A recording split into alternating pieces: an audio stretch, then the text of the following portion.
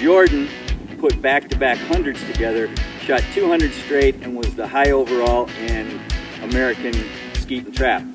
So we're going to shoot his hat today at Hillsdale College shotgun practice.